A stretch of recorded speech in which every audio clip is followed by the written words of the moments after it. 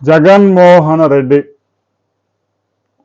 కూటమి ప్రభుత్వం అధికారంలోకి వచ్చి ఏడాది పూర్తయిన సందర్భంగా వెన్నుపోటు కార్యక్రమానికి వెన్నుపోటు దినం అనే పేరుతో నిరసన చేయాలని పిలుపునిచ్చాడు. మంచిది. రాజకీయ పార్టీలు అన్నాక రాజకీయం చేయడం సహజం. రాజకీయ పార్టీ కాబట్టి రాజకీయం చేస్తుంది, అందులో అనుమానం లేదు.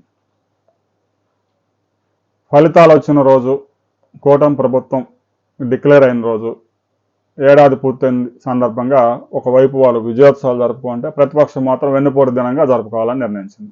అయితే పిలుపునైతే ఇచ్చాడు, కానీ ఈ వైసీపీ అధినేత పులివెందుల ఎమ్మెల్యే జగన్మోహన్ రెడ్డి మాత్రం ఎక్కడా నాకు కనిపించలేదు. అసలు ధర్నాలో పాల్గొన్నట్టే లేదు. బెంగళూరు వెళ్ళిపోయాడంట. తీవ్రమైన అనారోగ్యం ఉన్న బొత్స సత్యనారాయణ, నేను రాలేను ఈ వెన్నుపోటు దినానికి, నా ఆరోగ్యం బాగలేదు, ఎండకపోతే ఈ ఎండలోకి వెళ్తే, బయటికి గనక వెళ్తే ఉంటానో పోతానో తెలియదని చెప్పినా కూడా ఎవరైతే వెన్నుపోటు దినంలో పాల్గొనరో వారి టికెట్లు చినిగిపోతాయి వచ్చే ఎన్నికల్లో అని బెదిరించడంతో తప్పనిసరి పరిస్థితుల్లో బొత్స లాంటి నాయకులు కూడా, బైపాస్ సర్జరీ చేయించుకున్న ఈ నాయకులు కూడా అనారోగ్యంగా ఉన్నా కూడా 42 డిగ్రీల ఎండలో పడి మీటింగ్ చెప్పాల్సి రావడంతో సమస్యలు పడిపోయాడు. అదృష్టం బాగుండి బతికాడు. ఇక నాయకులంతా రోడ్డు మీదకి వచ్చాడు, కానీ అసలు నాయకుడు ఏడి అని అంతా వెతుకుతున్నారు మీడియా వాళ్ళు. జగన్మోహన్ రెడ్డి ఎక్కడన్నా తాడేపల్లిలో కానీ, మంగళగిరిలో కానీ, విజయవాడలో ఎక్కడన్నా ధర్నా చేస్తాడా, లేదంటే పులివెందుల్లో ఎక్కడన్నా ధర్నా చేస్తాడని మీడియా అంతా మోహరించారు. చివరికి పరిశీలిస్తే సాయంత్రానికి బెంగళూరులో తేలినాడు. వారానికి 3 రోజులు బెంగళూరు, 3 రోజులు తాడేపల్లి, మరొక రోజు హైదరాబాదు, లోటస్ పాంట్. ఈ విధంగా పార్టీని నడిపిస్తూ పార్టీ నాయకులనే ఇబ్బందులకు గురి చేస్తూ ఉన్నారు.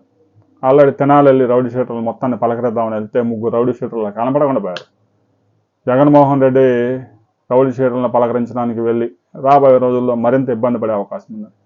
ఇక అక్కడ అందుబాటులో ఉన్న ఒకరినిద్దరిని ఎట్లా బలవంతం మీద తీసుకొచ్చారు. ఎందుకంటే వైసీపీలో క్రియాశీలక కార్యకర్తలు, నాయకులు వాళ్ళు ఉన్నారు. రాబోయే రోజుల్లో జగన్మోహన్ రెడ్డి పార్టీని కనుక ఇదే విధంగా ముందుకు తీసుకెళ్తే ఆ పార్టీలో మిగిలిపోయిన వాళ్ళు కూడా బీజేపీ వైపు చూస్తూ ఉన్నారు.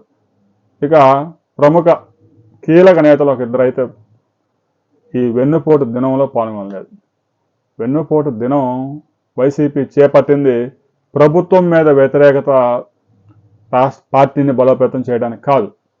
ఎవరైతే మన పిలుపుకు స్పందించి వస్తున్నారో వారు వైసీపీలో ఉన్నట్టు, మన పిలుపుకు స్పందన లేకుండా ఉన్నారో వారు రాబోయే రోజుల్లో పార్టీ మారే అవకాశాలు స్పష్టంగా ఉన్నాయనే విషయాన్ని నిర్ధారించుకోవడానికే వెన్నుపోటు దినం చేపట్టినట్టుగా తెలుస్తా ఉంది.